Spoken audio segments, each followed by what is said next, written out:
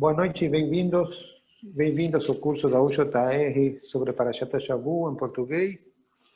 Que bom que estejamos juntos e bem dispostos a estudar, a refletir e a trazer a Torá ainda mais perto do nosso dia a dia, porque esse é o objetivo dos nossos encontros, que vossos pensamentos, vossas vozes, vossas ideias e vossos sentimentos possam ser expressados nesse espaço.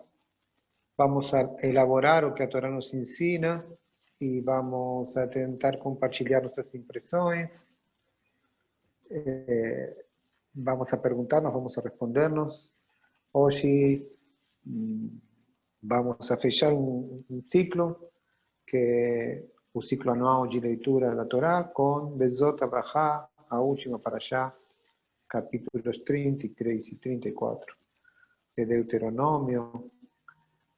Trata-se de parashot, estas últimas, muito intensas, muito profundas, com um alto conteúdo. Não é tanto narrativo, sino poético. É mais lírico, são mais líricas. Mas chama muito a atenção a condensação de conteúdos, a quantidade de palavras e a quantidade de sentimentos, a quantidade de visões e de imagens estão bem apertadas em poucas linhas, em poucos psukim, em poucos versículos. No caso desta ocasião, estamos falando de 41 psukim.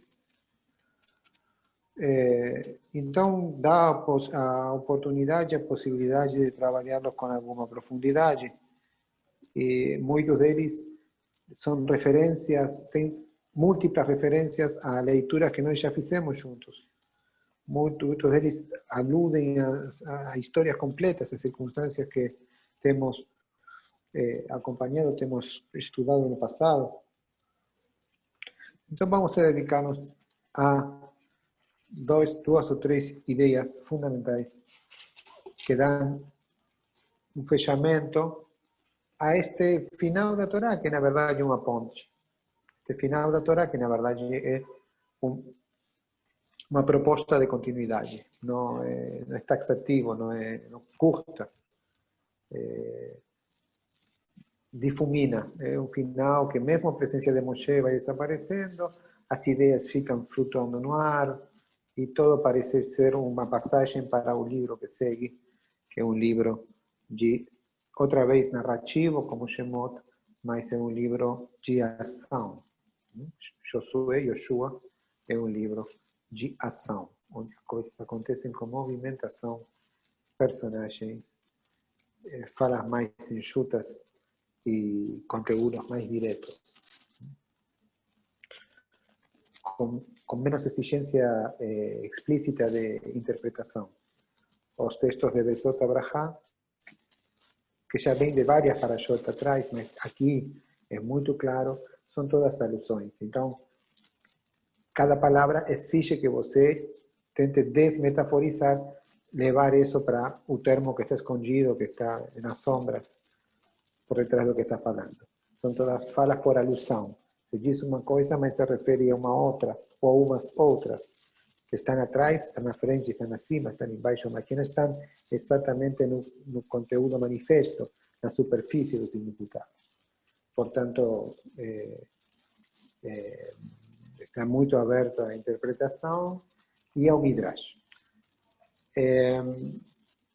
Mas do Midrash, das múltiplas histórias que surgem a partir das histórias resumidas da Torá e das interpretações variadas com formatos narrativos, vamos a ocupar-nos no próximo ciclo, com muita intensidade. Fazendo já um convite, na semana próxima vamos a fazer uma espécie de introdução a nosso novo ciclo de leitura, e vamos a ter um relançamento do nosso curso. Até isso entendi que está o voo da diretoria da UJR está remanejando, está planejando o ano, está terminando de discutir alguns aspectos pontuais do planejamento, e mas a continuidade do nosso curso está garantida, quando menos assim foi comentado. Então, faz tempo estamos com a Andrea trabalhando como prepararlo para darle um sentido mais novedoso. Vamos a fazer um relançamento, vamos a tomar a 13 semanas a partir da próxima, mais 12 parashot, que compõem Gênesis. Vamos a dar uma especial atenção a um estudo, não diria leve, mas mais narrativo. Hemos composto por expulsão, não sei porquê, mas um grupo que se interessa muito pela interpretação, que gosta de ir mais fundo, que estuda com mais detenimento. Vamos a esse gosto que nós temos e que nós compartilhamos, vamos a tentar ser mais inclusivos e que pessoas com menos interesse nessa parte do estudo e mais interesse na narratividade possam ter também seu lugar. E também pessoas de outras comunidades que até agora, por diferentes motivos, não têm se aproximado.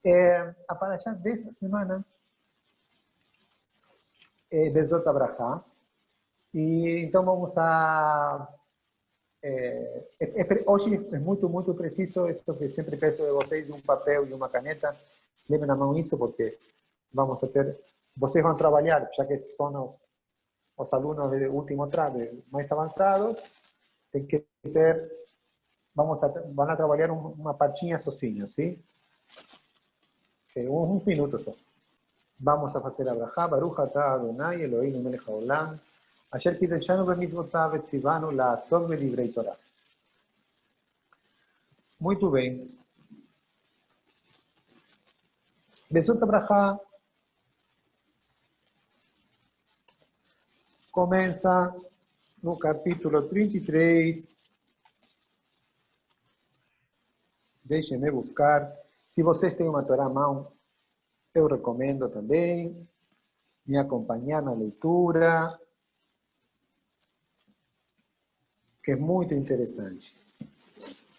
33, Lamed Gimel, Bezot Abrahá, Asher Barach Moshe, Ish HaElohim, Et Bnei Israel, Lifnei Moto. E esta é a bênção com que Moisés, o homem de Deus, abençoou os filhos de Israel antes da sua morte. Muito bem, a parashá começa situando como um conceito da filosofia do final do século XX, que nós estudamos bastante, um conceito da filosofia francesa, especialmente nós estudamos, nessa mistura que fazemos de passado e presente, o conceito de acontecimento. A parashá não começa com Vayomer Adonai Moshe Leimor, que é uma clássica, uma fórmula clássica, e falou Deus a Moshe dizendo, e disse Deus a Moshe dizendo, sino que começa situando-nos temporalmente. Não nos situa espacialmente, nos situa temporalmente. Então, por quê? Porque a Torá, de todas as coisas, pode nos dizer quando, e não como, nem quem fala. Quando, porque quando é a prioridade aqui? Por que vocês acham que tem direito de chutar? Não direito também. Por quê? Lifnei Moto, antes de sua morte. Por quê? Porque ele estava prestes a morrer. Ele já estava... Ele ia morrer logo depois. Então, quer dizer, não muito antes. Foi exatamente um pouco antes, um dia antes, ou no dia da morte. Horas antes, minutos antes, é verdade, Leia. Então, o que quer dizer isso? Vamos mais fundo. O que quer dizer isso? O que quer dizer? Era um momento. O momento é agora. É agora ou nunca? É agora ou nunca. É o mesmo que para Rashi. Rashi, o comentarista da Torá, comenta isso. O que quer dizer isso? Por que disse isso? Ele diz, porque se não fazia isso agora, quando vai fazer? Quando vai fazer. Mas o que quer dizer isso? Essa pergunta simples que Leia e Rashi coincidem em nos dizer. que o que segue é uma fala urgente. O que está dizendo Lifnei Motó quer dizer o que segue. Os 40 psukim que seguem são todas coisas que você diz, cada palavra você diz, agora ou nunca. Não tem sobra. É um discurso urgente. Não tem... Não é nada para fazer uma piada no meio, comentar, falar do tempo.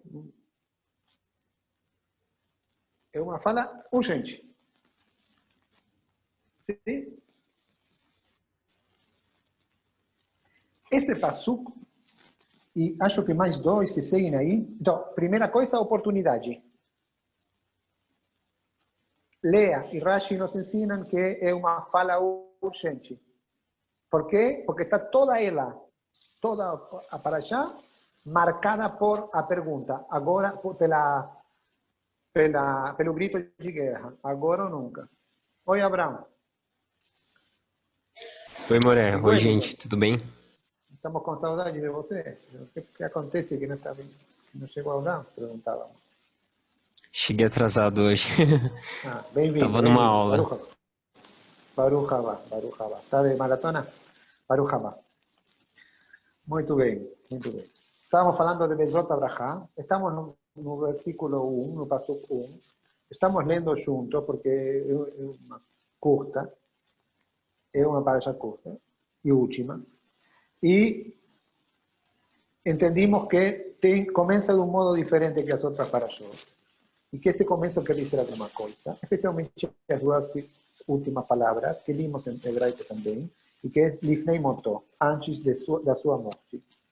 Então, por que está falando isso? Está falando isso porque é Lifnei Motó. E isso muda tudo. Por que muda tudo?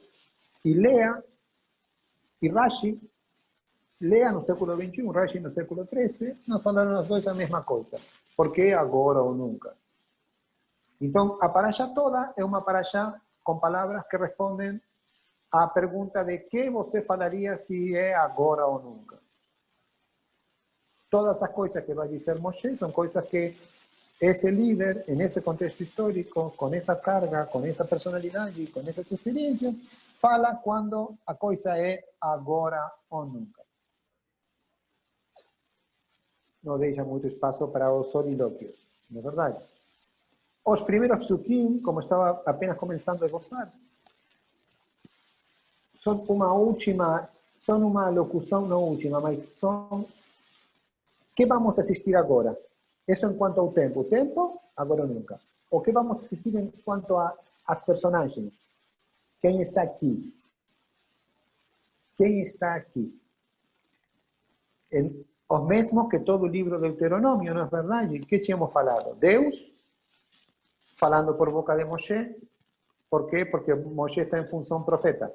Quando está em função profeta, a voz se mistura o eu com a voz de Deus. É uma mistura, como acontece pelo geral com os profetas, dos quais Leia perguntou. Esta é uma das características próprias da fala profética, muito estudada por Heschel, na sua tese de doutorado, que é um livro maravilhoso, maravilhoso. Acho que o capítulo 1, que é muito bom, vocês podem encontrar lá na internet, é a tese de doutorado de Abraham Yeshua Heschel, e que se chama Os Profetas. Está em espanhol também, disponível, fácil de ler, com uma prosa muito linda, muito bem escrita, que escrevia Heschel. É um livro, provavelmente é o livro mais famoso. São dois livrinhos que tinha em Buenos Aires, não sei onde ficaram, na casa da minha mãe. Estão prologadas por Marshall Meyer. Então, e traduzido por Marshall Meyer. O que ele fala, os profetas são instrumentos da fala de Deus. Ainda não é tão visível quanto em Isaías, quanto em Jeremias, mas em Moshe há ainda uma mistura de eu, Moshe, com Deus diz. Mas é muito difícil, em algumas frases, deslocar uma coisa, desgrudar uma coisa da outra. Não sei se em português a palavra desgrudar cabe en lo que estoy intentando falar, mas é bem visual. Muito difícil. Aqui está, esta palavra, quem está falando é Deus, esta palavra, quem está falando é Moshe. Está difícil de separar. Por quê? Porque Moshe está em função profética. Mas Moshe já está em função profética, faz uma ruma de parashot. Não é agora que começa. Deus, outra personagem. Bueno, Deus está aí. Está cumprindo com sua palavra, Moshe morre, o outro passa, Yoshua pega, o povo cruza e conquista. E Moshe vai na frente abrindo o caminho. Não. E diz as coisas que mais ou menos se dizem sempre, por enquanto.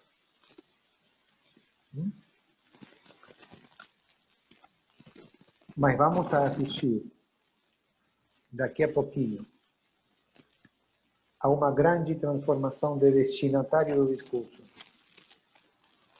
O que tem de especial essa paraxá, diferente das outras, e coitada, pouco estudada, pouco lida, politicamente muito incorreta também, mas pouco lida. Por quê? Porque sempre cai no meio das festas, então você tem leituras que são de... Assim não é meio uma paraxá tomada como final, e na verdade não é o final. Faz às vezes, de final, muitas vezes. Besot Abrahá, você faz o empalme, faz o final de Besot Abrahá, lê e depois começa com Bereshit, e essa é uma parte da festa da atividade de Simchat Torah, de fazer esse elo, de fazer essa juntura e continuar. Mas a Parashá, como estamos lendo nós, estuda pouco, em nossos circuitos, não? Em nossos círculos, não? Nós estamos fazendo isso de estudar. Então, há uma transformação. Nós tínhamos visto acontecimento, quer dizer, sucesso, evento que faz história. E temos acabado de ver de que se trata esse acontecimento em particular. Esse acontecimento está marcado pela frase agora ou nunca. Ou seja, é um discurso urgente. Agora, Lifnei Motó define tudo. Ok? Tempo. Espaço, não importa. Espaço, não importa. O único que importa que é antes de Jardín para cá. É desse lado de Israel. É o único que importa. Por quê? Porque o verbo cruzar é o verbo que hemos estado esperando e terra prometida é o que vem do outro lado. Então, o que importa é que ainda não entramos e que estamos por entrar. Isso é também. ¿Sí? Personagens. Deus não tem mudado muito. Moshe, em função profética, como faz 3, 4 parashot. E o que vai mudar é o pessoal. O pessoal.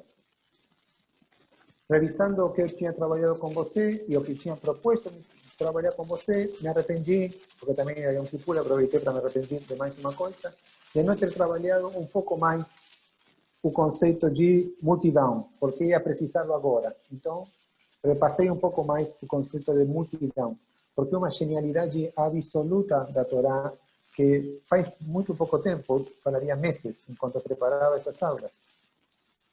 Na metade de quando nós estávamos juntos, Vaikra, que eu estava preparando esse livro aqui para falar com vocês, que coisas queria dizer para vocês, e compartilhar, que eu me propus que o conceito de multidão era uma grande coisa, muito adiantado, muito adiantado.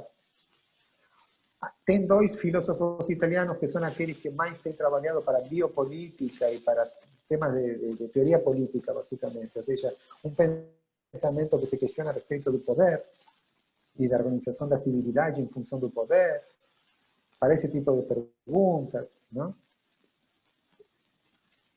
Alguns pós-Foucaultianos, outros não Foucaultianos, mas por esse lado de pensamento, por essa temática, por esses rumos, ou seja, muito longe da Torá, classicamente, mas o conceito de multidão que tem a Torá, como o público que hasta agora foi o receptor, o destinatário das palavras meio divinas e muito humanas de Moshe, esse grupo de pessoas, esse grupo que nós falamos de 1 milhão de pessoas, ¿sí?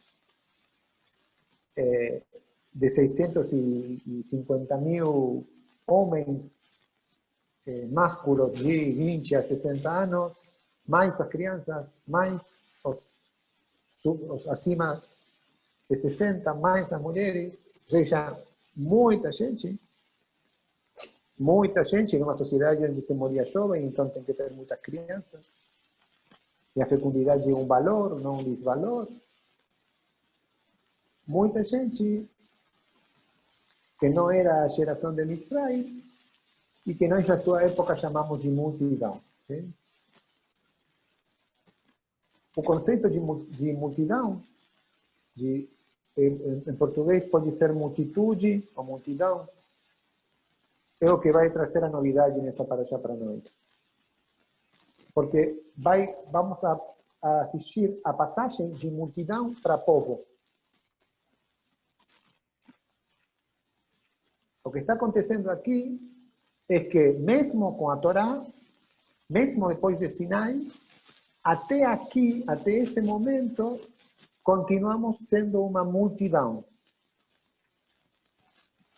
E o trabalho de Moshe último é começar a transformar essa multidão em povo. Nos termos da Torá, foi necessário investir a Josué, a Yoshua, como líder, para que isso seja necessário, para que essa passagem possa ser feita, e acabar com a geração do deserto. Entende, não? Quer dizer, não é que para isso aconteceu o outro, mas o outro foram condições necessárias para que isso que está acontecendo agora aconteça. Tentemos entender tanto mais de que se trata com conceitos novedosos, de agora, pelo menos, mais de faz 15 anos, 16 anos. Multitude ou multidão é um conceito de sociologia que significa qualquer agrupamento humano que contém um número grande de indivíduos e que atuam ao mesmo tempo. Não necessariamente com uma intenção comum, mas você de fora os percebe como uma unidade, um pouco amorfa, mas é uma unidade. E que isso que amalgama eles, qual é o que os mistura, o que os sostém como uma unidade, algo tão difuso, algo tão inorgânico como o ambiente sociocultural, o ambiente político, o ambiente econômico, o ambiente financeiro. Essa série de institucionalidade comum, ou proto-institucionalidade em comum, essa série de valores mais ou menos compartidos, ou dificuldades mais ou menos compartidas, unem a esse povão em uma... Não povão, o problema, esse grupo enorme de pessoas em uma coisa que se chama multidão, que não é anárquica, é uma unidade, é uma forma da unidade. Não podemos dizer que é um conjunto anárquico, a audiência de 1 milhão de pessoas sentadas na frente de Moshe, ele falando e ele se transmitindo para trás, assim, a mensagem. Isso não é nada anárquico, tem um ordem interno muito estrito. Os pensadores que eu nombrei antes se chamam Antonio Negri e Paolo Virno. Desde o começo dos 2000 até 2010, mais ou menos, foram muito ativos, especialmente em livros como Gramática da Multidão, livros que não sei se estão em português, mas em espanhol e em inglês dá para... Em espanhol eu consegui vários deles, no caso eu copio e passo para vocês se alguém se interessar. Eles popularizaram, na verdade não inventaram nada, eles problematizaram um conceito que já estava em Hobbes, em el pensador inglês do século XVII, Thomas Hobbes. Acostumamos lerlo, na escolaridade média aparece por aí em algum momento sempre.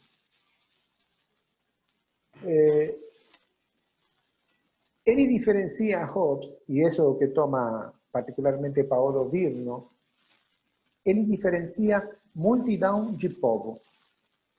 Ele diz que há que o povo é o formato que a multidão toma, adquire, quando se constitui como um Estado-nação. Quando tem suas instituições e um poder unificado ao qual se refere.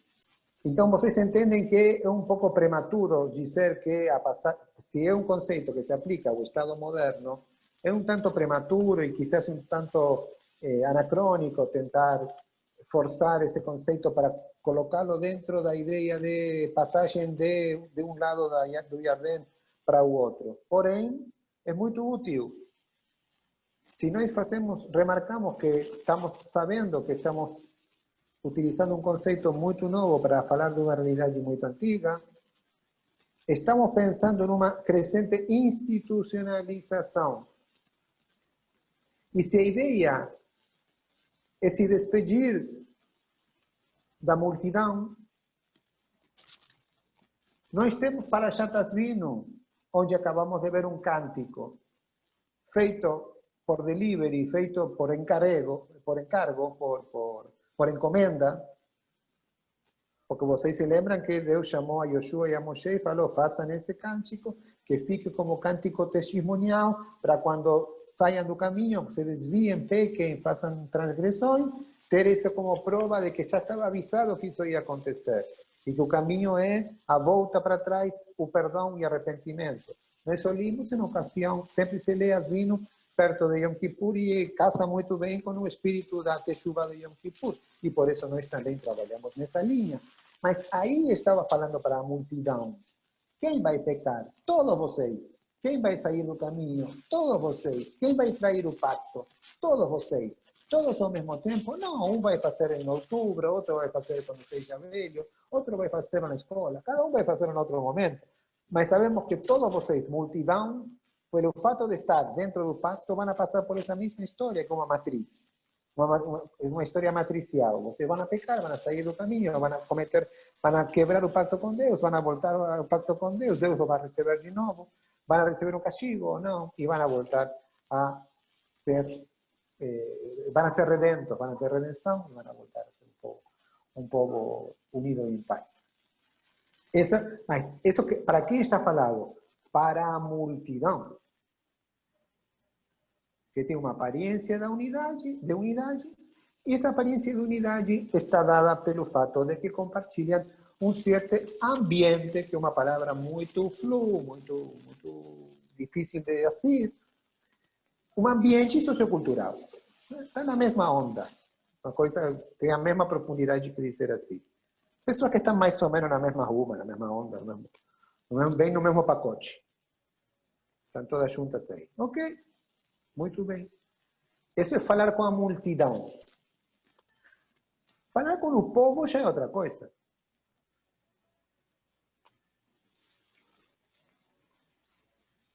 Eu vou governar, diz um recém-eleito, para o povo que me votou e também para o povo que não me votou. Mentira. Mas fala nisso. Aí não estão falando para a multidão. Aí estão falando para as pessoas que, por rejeição ou adesão, se referem a um poder centralizado. E que para referir-se, manifestar-se e para escolher, fizeram todo um caminho que está balizado, está traçado acima de instituições, de procedimentos, de uma eleição. É um processo sumamente complexo. E por que digo que é muito atual? Porque mesmo que nós vivamos em estados modernos, a tese que defendem os pensadores mais adiantados é que ainda permanecem em nós estadios, momentos que eles chamam refúgios da multidão. Nós constituímos cidadania, que é uma forma refinada ainda mais do povo.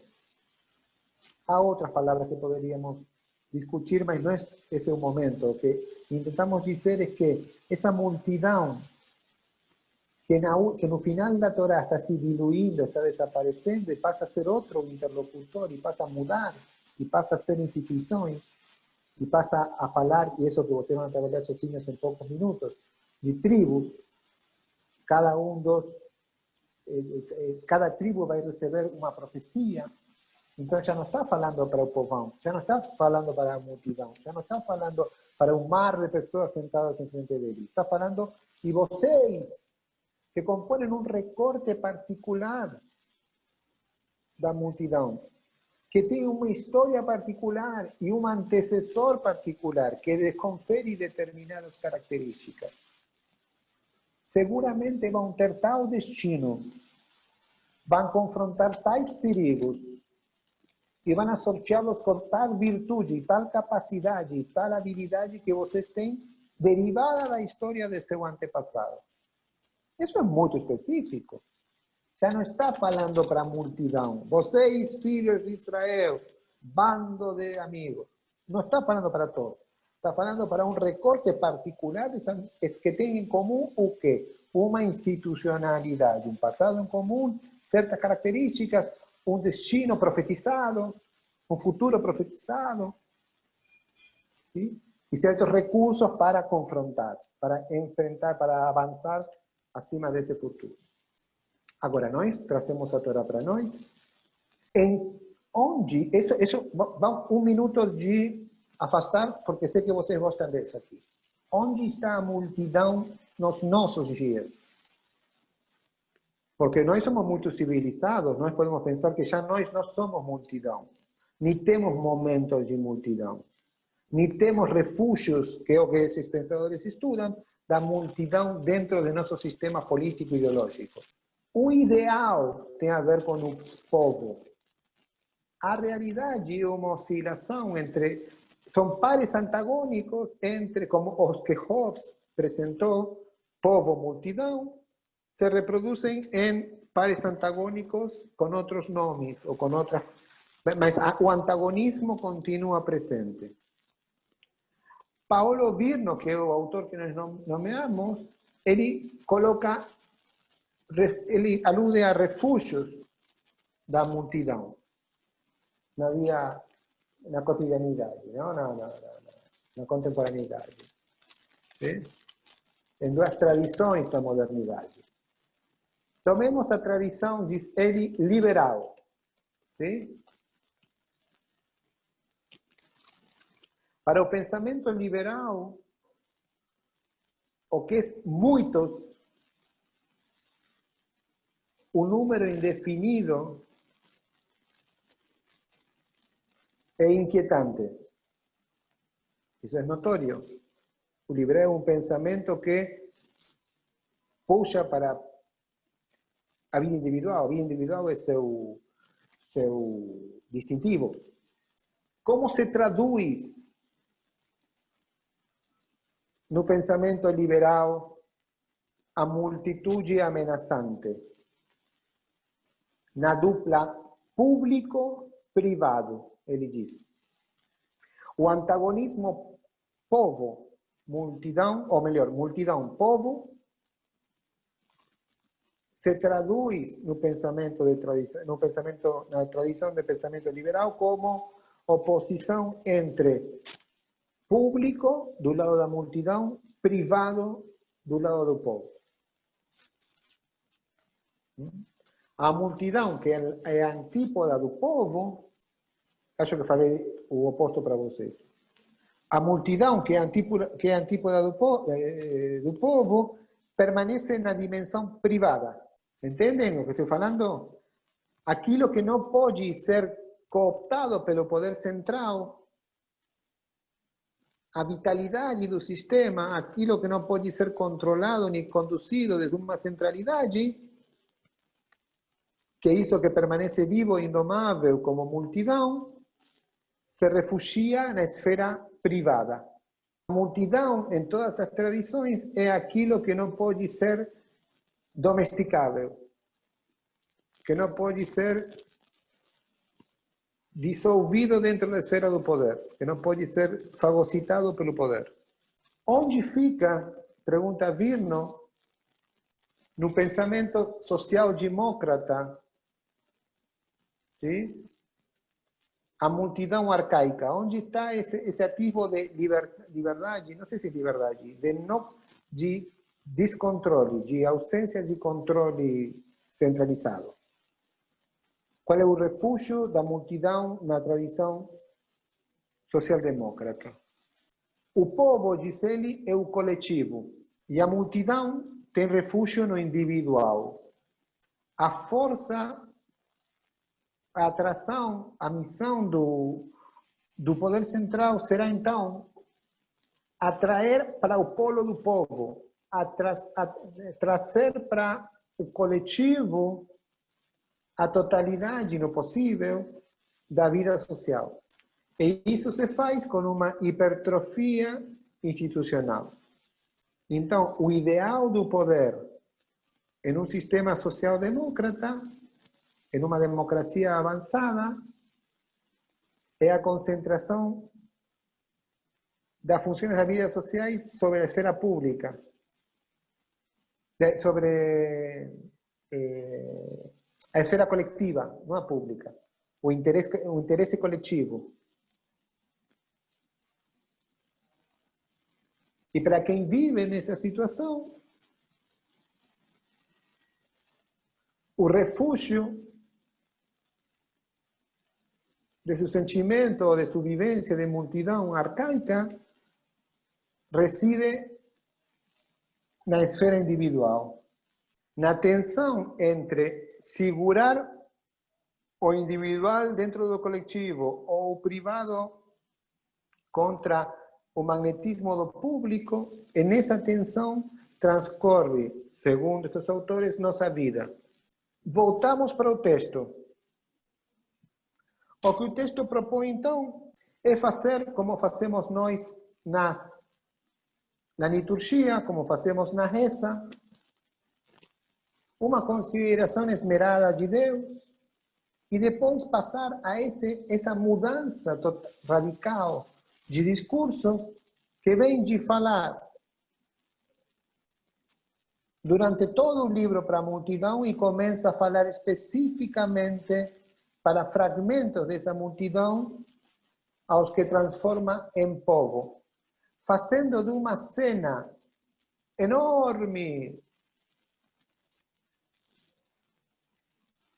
uma reprodução ampliada, como se fosse um macro, da cena de Yaakov com todos os seus filhos em torno dele nas últimas horas de sua vida. A partir do Pasuk 6, mais ou menos, sim, do Pasuk 6, quando começa a falar de Rubem, Deuteronômio, que vinha sendo, desde lá no começo, desde Dvarim,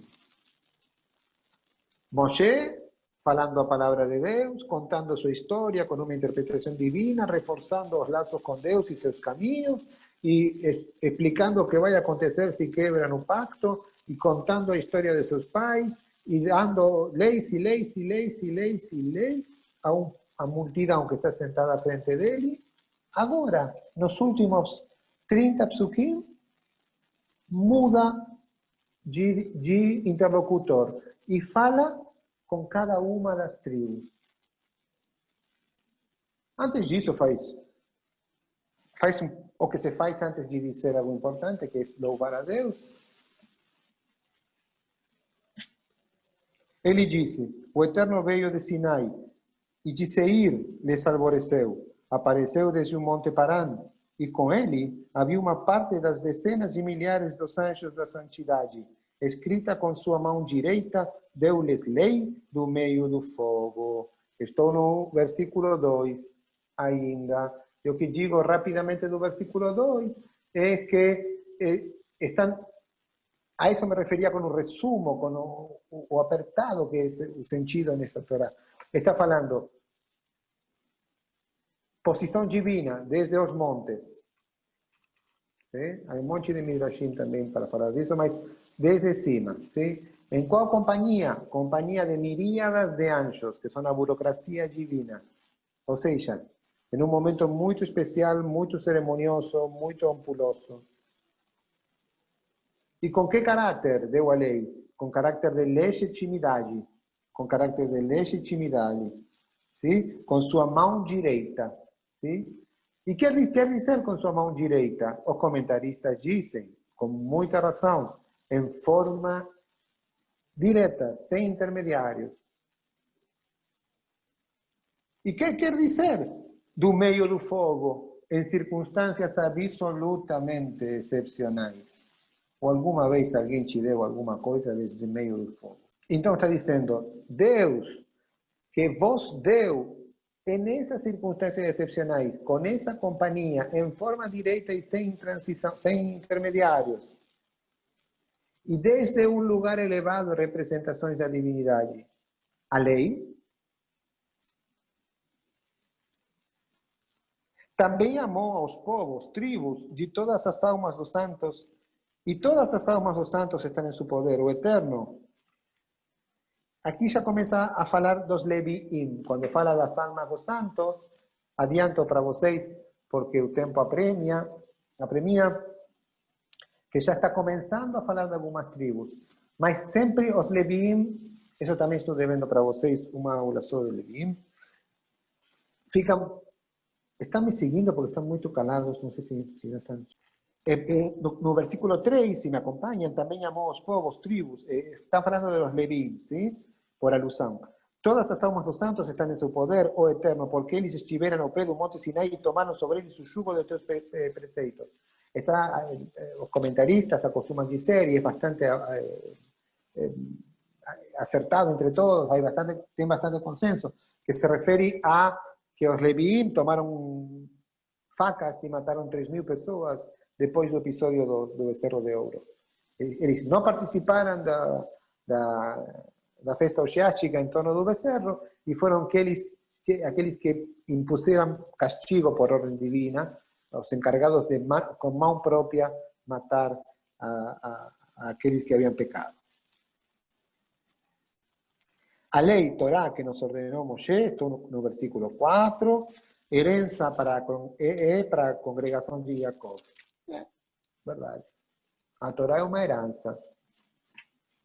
A Torá é uma herança que nós estamos usufruindo. 5. E foi o eterno rei em Yeshurun, Israel, sempre que se congregaram os cabeças do povo em paz, junto com as tribos de Israel. Então, o 5 tem duas partes. Diz que Deus é o nosso rei, no sentido paternal do termo, ou seja, aquele que cuida de nós, aquele que nos fornece, no sentido de Sheheyanu. Pensem na oração Sheheyanu, na bracha Sheheyanu.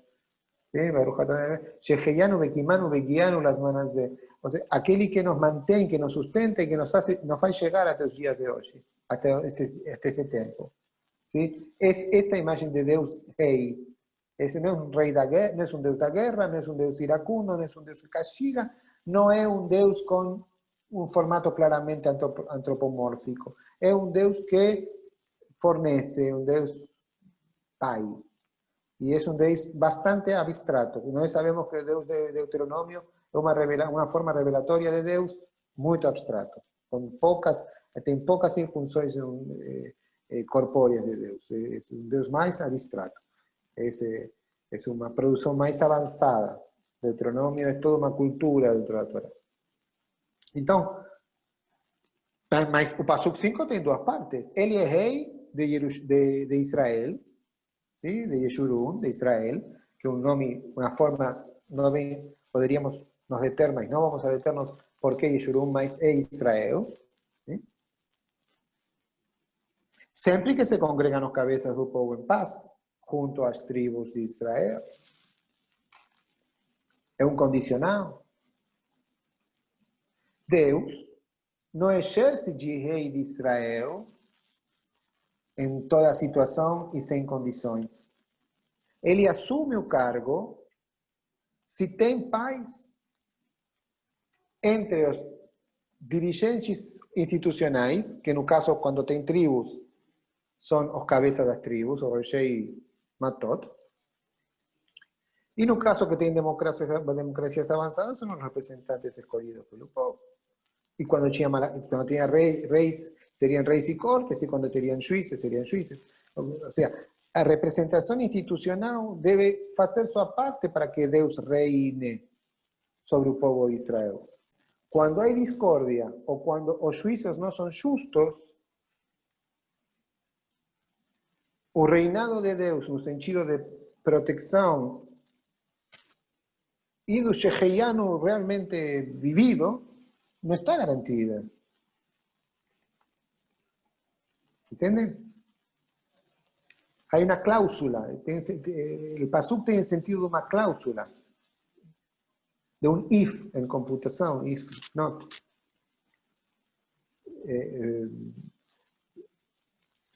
Então, e é ao mesmo tempo uma introdução, está dizendo, muito bem, como dia lei, em forma excepcional e com grande pompa, e como protege o povo de Israel, e como os hago partícipes da herança de Jacob, de Abraham, Isaac e Jacob, no caso condicional de houver paz, entre acima e desde cima para baixo, derramar a paz, então reinarei e acontecerá o que segue. E o que segue, entre o 6 e o 26, é o que vocês vão pesquisar agora. E por isso que eu pedi o papel e a caneta sempre. Eu faço isso. Pasuk 6, 7 e 8. 6, 7 e de 8 até 11 são teus.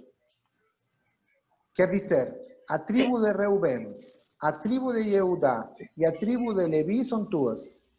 Ok.